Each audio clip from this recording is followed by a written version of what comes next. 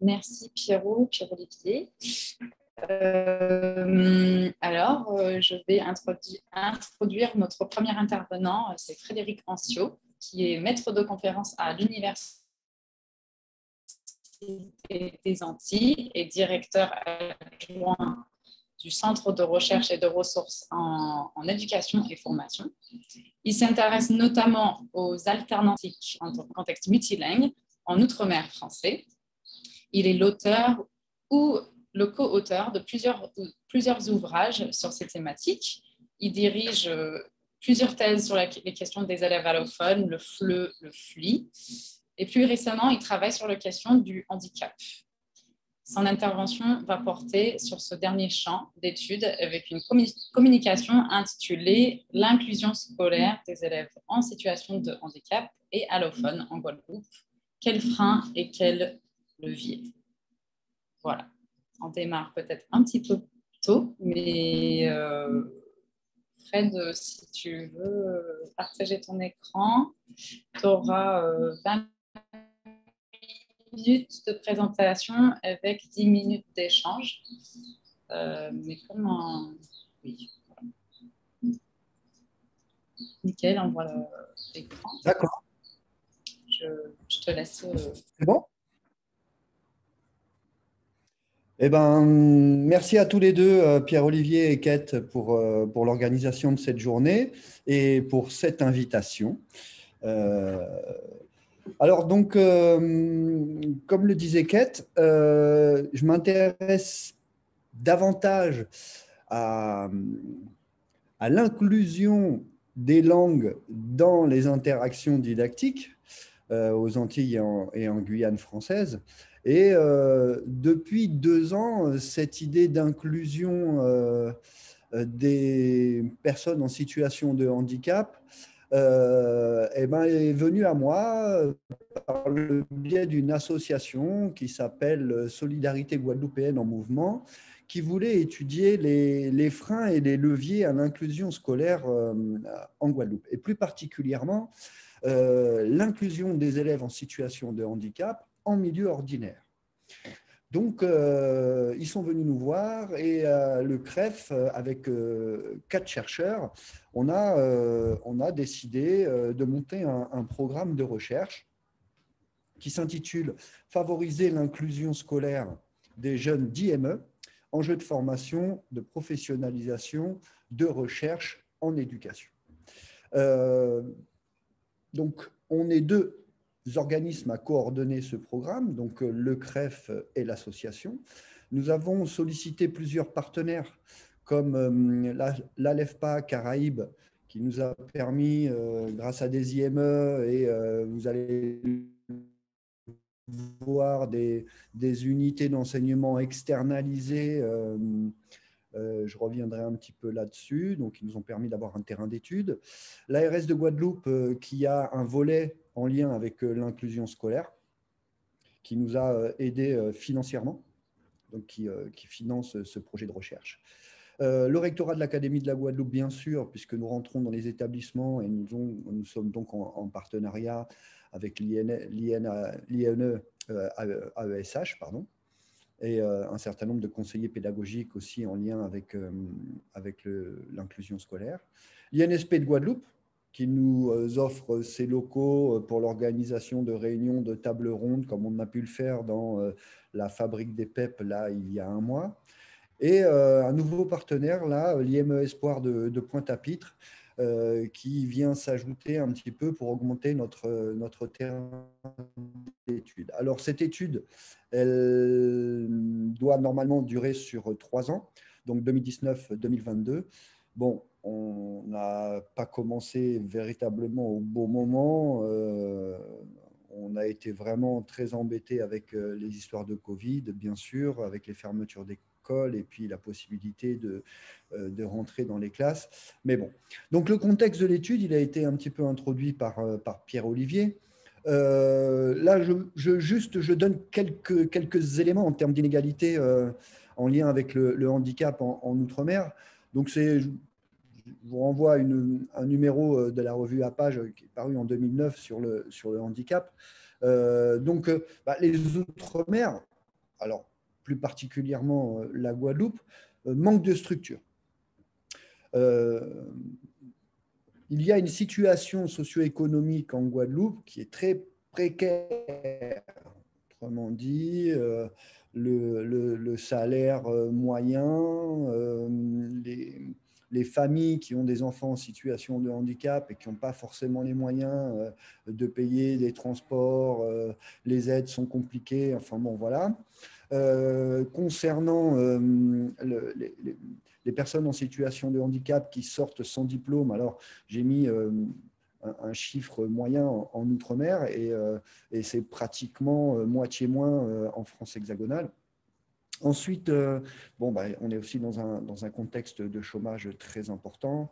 Il y a peu d'insertion professionnelle aussi des personnes en situation de handicap. Il n'y en a que 2,5 en entreprise et 16% des personnes de handicap qui ont un handicap, qui ont un emploi. Il y a énormément de problèmes de transport. Là, je vous parle de la Guadeloupe en particulier, mais dans les Outre-mer en général, c'est donc de transport en commun. Il y a également des taux de scolarisation qui sont faibles. Et il y a aussi, bien sûr, cette chose qui m'intéresse tout particulièrement, cette idée de plurilinguisme. Alors, ce n'est pas l'objet central de cette communication, mais dans les observations et les entretiens qu'on a pu avoir, la prise en compte du répertoire langagier des élèves en situation de handicap pose problème parce que pas de formation, parce que difficulté de compréhension. Et donc, ça se rajoute déjà à la prise en compte des troubles et des handicaps que présentent les élèves. Donc, quelques questions de départ qui nous ont été soumises et puis qu'on a par les personnes de l'association. Je peux les citer d'ailleurs, Martine Salomé et André Grenier, donc la présidente et le secrétaire de cette association, donc qui sont venus nous voir pour travailler cette question.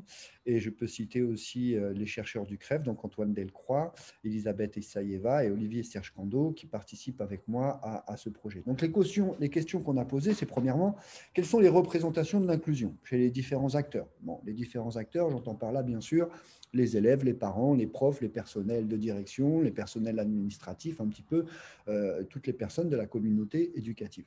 Ensuite, quelles sont les différentes modalités de pratique de l'inclusion en Guadeloupe? Comment les personnes fonctionnent? Est-ce que c'est des inclusions partielles, totales? Dans quel dispositif? Est-ce que c'est dans des dispositifs particuliers, dans des enseignements particuliers? Ensuite, par rapport à ces pratiques, on souhaite travailler sur les freins et les leviers à la scolarisation donc, des élèves en situation de handicap. On a émis l'hypothèse de pouvoir modéliser les différents facteurs qui permettraient d'évaluer la qualité du climat d'inclusion. Vous connaissez sûrement la notion de climat scolaire. Et donc, on a voulu s'inspirer de cette évaluation du climat scolaire dans un établissement, dans une classe, pour une personne, à l'inclusion scolaire. Donc, on souhaite effectivement essayer de trouver un certain nombre de pistes qui nous permettraient de donner une cartographie du climat d'inclusion dans différents établissements. Enfin, je suis à l'INSP de Guadeloupe, j'interviens en KPI pour la formation des enseignants spécialisés. Bien sûr, ce projet de recherche se veut comme une recherche-action-formation, donc en lien avec la formation, en partenariat avec les professionnels, les conseillers pédagogiques, pour d'une part améliorer, on va dire, les dispositifs d'inclusion, mais aussi la formation des enseignants et éventuellement aussi ressources qui permettraient aux enseignants d'améliorer l'inclusion scolaire. Donc, deux grands objectifs: étudier l'inclusion scolaire, les représentations et les pratiques, étudier également le travail collaboratif et collectif des différents acteurs. Depuis 2019, il y a ce qu'on appelle des pôles inclusifs, donc qui regroupent un certain nombre d'acteurs pour essayer de favoriser l'inclusion, donc d'étudier un petit peu comment travaillent ces gens, de quelle manière, quel rôle ils ont, quels sont les différents acteurs, donc les freins et les leviers, et proposer des pistes de réflexion sur des parcours individualisés d'élèves en fonction des troubles, en fonction des contextes dans lesquels ils sont, en fonction des personnels encadrants. Le développement professionnel des différents acteurs concernés et donc l'évaluation du climat scolaire. Je ne vais pas trop m'étendre là-dessus puisque je suis un peu novice dans le domaine de l'inclusion. Donc, je ne suis pas non plus encore très bien armé sur le plan théorique. Mais donc, un petit lien. Donc, je vous ai parlé entre le climat scolaire et le climat d'inclusion. Ce sont des aspects plus le bien-être, l'ambiance, la sécurité, les violences, l'éducatif, le bien sûr, l'environnement, l'établissement. Tout ça, un certain nombre d'indicateurs. Oh là, d'indicateurs qui peuvent être objectifs ou subjectifs, individuels ou collectifs, matériel ou humain. Et on peut parler aussi en termes de climat de cette idée d'état d'un climat, mais processus de quelque chose qui dans la durée. Les représentations, plutôt biomédicales et des représentations psychosociales, donc plutôt complètes, plus systémiques de l'élève en situation de handicap, les totales ou spéciales, les liens qu'il y a entre les représentations que l'on fait, éthiques que l'on met en œuvre pour des enseignants ordinaires ou spécialisés, autour de que ça inclut. Et la communauté. Voilà un petit peu très rapide. Méthodologie d'enquête, on s'appuie, est conçue, on va dire, en 3 phases. Premièrement, on a souhaité 2 unités, autrement dit,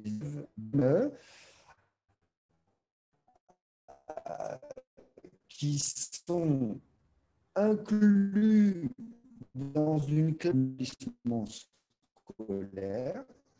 Donc, cette classe est prêtée, donnée par l'établissement scolaire. C'est l'IME qui aménage toute la classe.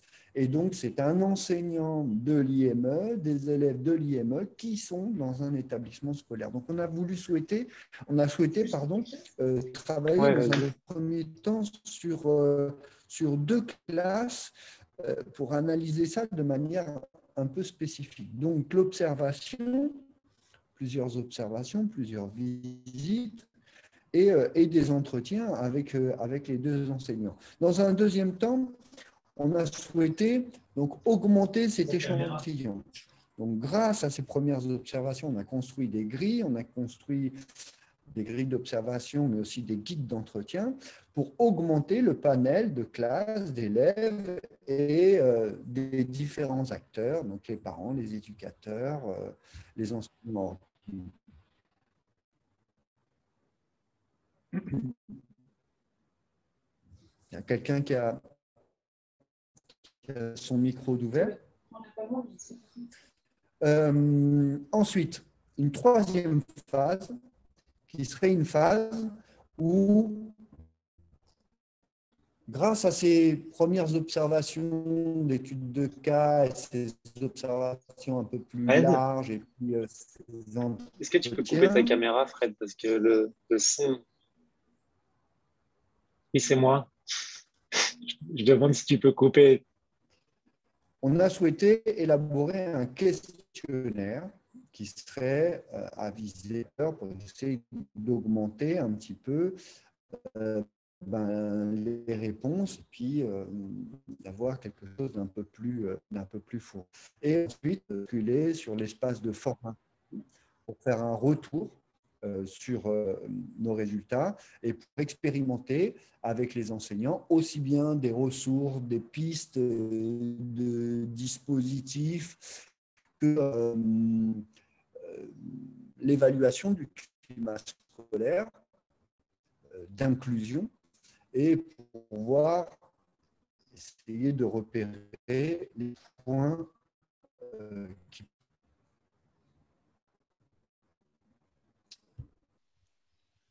OK. Donc, la méthodologie d'enquête qu'on a utilisée s'organise en 3 phases. Il y a une première phase d'étude de cas sur des unités d'enseignement externalisées d'une IME dans une école primaire et dans un collège. Donc, 2 classes qu'on a étudiées de manière spécifique. Une observation de ces classes, des observations et des entretiens avec les 2 enseignants et aussi des éducateurs spécialisés. Une deuxième phase qui a pour objectif donc de s'appuyer sur ce qui a déjà été observé et discuté avec les enseignants pour élaborer des grilles d'observation et des guides d'entretien plus complets pour observer d'autres classes, d'autres élèves et interroger plusieurs acteurs, enseignants spécialisés, ordinaires, éducateurs, parents, personnel de direction et compagnie. Et donc, cette deuxième phase doit permettre d'élaborer un questionnaire qu'on souhaite diffuser à un plus grand nombre de personnes et d'acteurs. Et tous ces résultats d'enquête visent également à l'élaboration de dispositifs de formation et de ressources pour l'inclusion scolaire. Donc, voici un petit peu l'organisation, des observations, 2 unités d'enseignement externalisées, 2 enseignants, des observations avec une dizaine de classes et 50 acteurs, et ensuite des questionnaires de 200 personnes et des expérimentations avec les enseignants, on va dire expérimentés, mais aussi novices en formation en KPI, pour expérimenter des dispositifs, des choses sur le terrain et faire des boucles de rétroaction sur ce qui a été mis en place, sur l'amélioration, sur ce qui fonctionne, ce qui ne fonctionne pas, pour arriver à des contenus de formation qu'on pourrait mettre au plan académique de formation, mais aussi la création de ressources qu'on mettrait à disposition via un site Internet. Alors, durant cette première phase, donc on a fait des observations et des entretiens. Alors, deux petits exemples d'observation. Premier exemple, c'est une situation d'inclusion en EPS de 3 élèves de l'unité externalisée dans une classe de CE1 de 13 élèves. Alors, c'était un contexte très favorable puisqu'on avait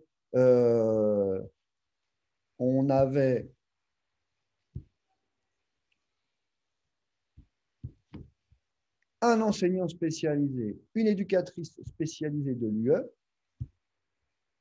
un animateur spécialisé en EPS, un enseignant de la classe de CE1 et une AESH qui appartient également à ce CE1.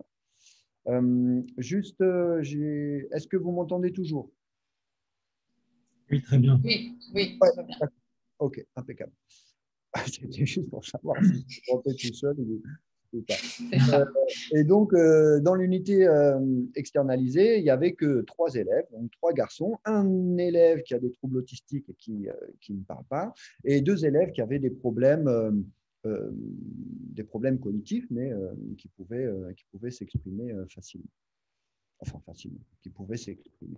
Alors, par rapport à cette petite observation qui consistait, alors c'était des sports collectifs, donc avec ballon, donc c'est une sorte un petit peu, bon, en gros le match, il faut se faire le plus de passes et pendant ce temps-là, les autres ils courent, dès qu'ils font un tour, ils peuvent rentrer pour essayer d'empêcher, c'est une sorte de passe à 10, hein, quoi, on va dire.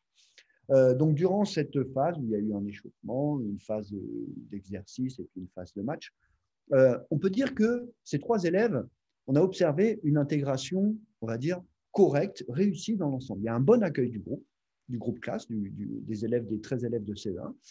Ils sont bien acceptés, les élèves, pas de remarques particulières, pas de regard, donc ça s'est relativement bien passé. Bon, c'est en EPS, donc finalement, il y a eu des échanges verbaux assez restreints. Et il y avait aussi le fait que sur le plan moteur, les élèves n'avaient pas les élèves en situation de handicap n'avaient pas de grande différence avec les autres élèves par rapport aux exercices demandés. Alors, ce qu'on a pu observer, juste dans cet exemple, c'est qu'il y avait une différentes formes d'intégration. La première, elle était environnementale, c'est-à-dire que les élèves partageaient un même environnement ensemble. Donc, elle était environnementale, ils étaient sur le terrain de sport, et une intégration physique puisqu'ils étaient en contact avec les autres. Ensuite, on a vu également des interactions sociales entre les élèves en situation de handicap et les élèves de l'autre classe, et aussi une intégration, une inclusion sur le plan pédagogique, puisque les élèves en situation de handicap ont appris les mêmes choses que les autres élèves. Donc voilà les quatre formes différentes d'inclusion qu'on a pu observer au cours de cette séance. Mais on a pu quand même observer que l'élève qui ne parlait pas avait, lui, plutôt une intégration physique et environnementale et très peu sociale et pédagogique. Tandis que les deux autres qui pouvaient s'exprimer avaient une intégration, on va dire, un petit peu totale sur ces quatre aspects. Donc, par rapport à l'intervention de l'animateur sportif, il n'a fait aucune différenciation pédagogique vis-à-vis des élèves en situation de handicap. Donc, il n'y a pas de différenciation de contenu, c'est une intervention classique à la classe et on a passé un petit entretien après, et pour lui, sa conception, c'est bien que les élèves viennent faire la même chose que les autres. Alors, il y avait cet élève qui ne parlait pas et qui, finalement, lui, prenait la balle et puis faisait ce qu'il voulait. Donc, en fait, il n'y a pas eu d'intervention de la part de l'animateur de PS pour lui donner des consignes un peu spécifiques. Cet enfant a été suivi par l'éducatrice spécialisée pendant toute la séance et il a eu finalement que des rapports avec l'éducatrice spécialisée, sauf à la fin. Bon, quand il devait courir autour du terrain, il a couru avec l'éducatrice spécialisée, mais un petit peu. Donc, on voit bien que cette inclusion, voilà, elle peut prendre des formes différentes en fonction des élèves. Concernant les entretiens, on s'est aussi appuyé un petit peu sur les observations, on a relevé 7 facteurs d'inclusion. Premièrement, les conditions matérielles et humaines, les relations interpersonnelles, les conditions administratives, les élèves, la diversité des élèves en situation de handicap, les stratégies d'enseignement et de différenciation mises en place, la formation des enseignants non spécialisés et les différentes modalités d'inclusion scolaire. Voilà ce qui nous permettait, dans un premier temps, d'étudier les formes et les pratiques d'inclusion. Alors, concernant les conditions matérielles, il y a la situation de l'établissement scolaire, où est-ce qu'elle est située, la situation de la classe dédiée au sein de l'établissement scolaire. On a pu observer dans d'autres établissements qu'on a observé des classes qui sont vraiment en retrait et d'autres qui sont au centre de l'établissement, donc cette place. Le nombre d'élèves qui sont dans la classe, mais aussi le nombre de dispositifs à côté. On a pu observer des inclusions d'élèves d'unités externalisées dans des dispositifs Ulysse, donc ce n'est pas dans un enseignement, dans un milieu ordinaire. Le nombre de personnes dédiées aux élèves en situation de handicap, les personnes qui… et enfin, l'aménagement de la salle qui est dédiée en termes de matériel. On a pu catégoriser un certain nombre de relations interpersonnelles entre les personnels de l'établissement, les enseignants spécialisés et les autres personnels chargés de l'inclusion, les psychologues, les rééducateurs, entre les élèves eux-mêmes, entre les parents, entre les personnels de l'établissement et les élèves, les personnels et les parents, entre les élèves et les parents.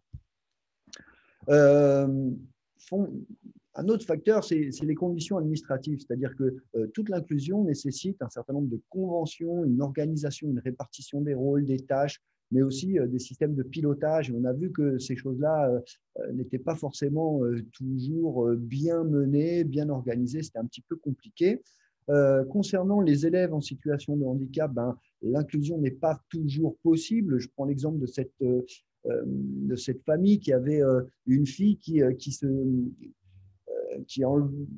qui enlevait ses habits en permanence. Donc, et cette famille ne souhaitait pas que cet élève d'IME soit inclus en milieu ordinaire.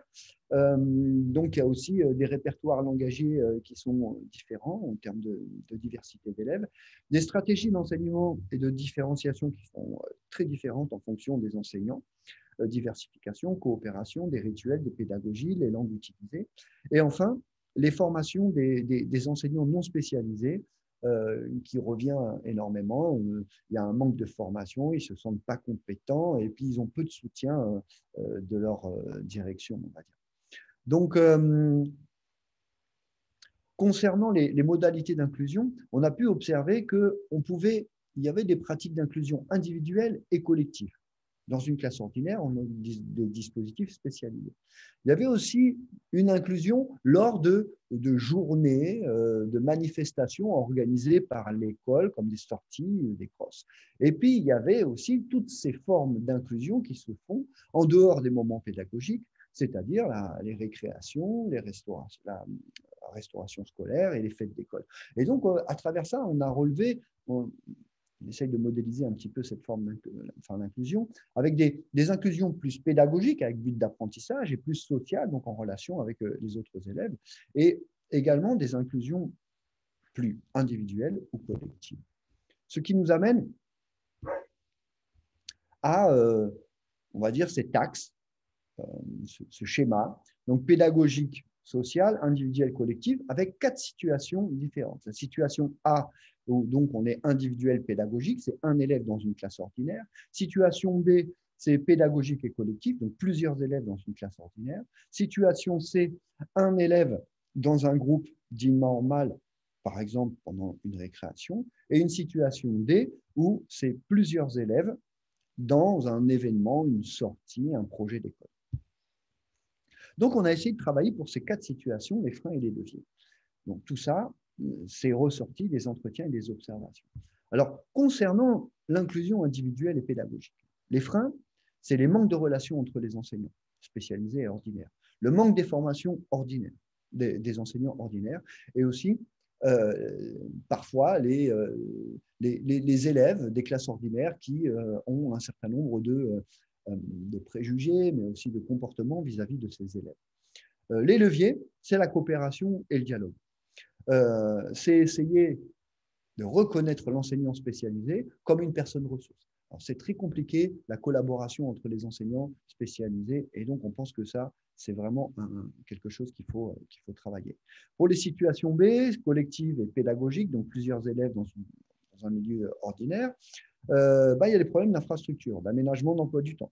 Il y a parfois des représentations négatives de l'inclusion chez les enseignants et les élèves dits normaux.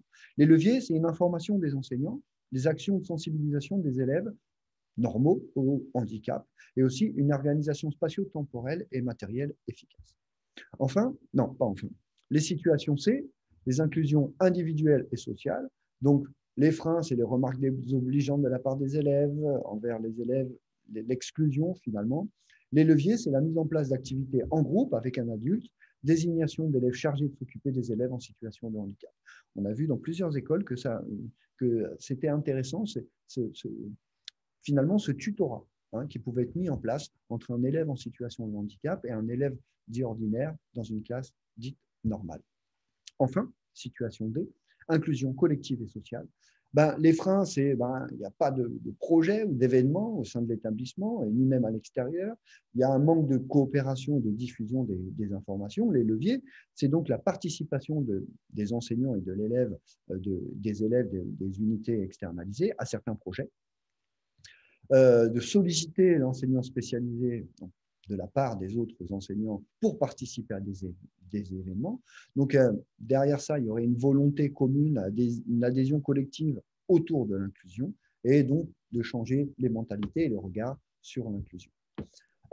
Cette première phase nous a permis d'élaborer un guide d'entretien qui est établi, et on va passer à la phase de passer des entretiens avec un ensemble d'acteurs. On a repéré un certain nombre de points, des conceptions sur l'inclusion et le handicap, les valeurs et les enjeux derrière l'inclusion des élèves en situation de handicap, les effets de l'inclusion des élèves, de l'inclusion sur les élèves en situation de handicap et les autres élèves, les freins et les leviers à l'inclusion, les conceptions d'apprentissage et les modalités d'enseignement, donc comment mettre en œuvre pédagogiquement cette inclusion, les adaptations et les différenciations de contenu en termes de ressources, de dispositifs, de stratégies, l'évaluation, comment évaluer, la collaboration et la relation des différents acteurs, donc un parent avec l'enseignant spécialisé, avec l'éducateur, comment ça se passe, et enfin la gestion de l'hétérogénéité des publics. Voilà les différents points que l'on souhaite investir par la suite à travers des entretiens avec un ensemble d'acteurs de la communauté éducative. Voilà, j'ai terminé quelques éléments bibliographiques et je vous remercie de votre attention. Merci beaucoup, Frédéric.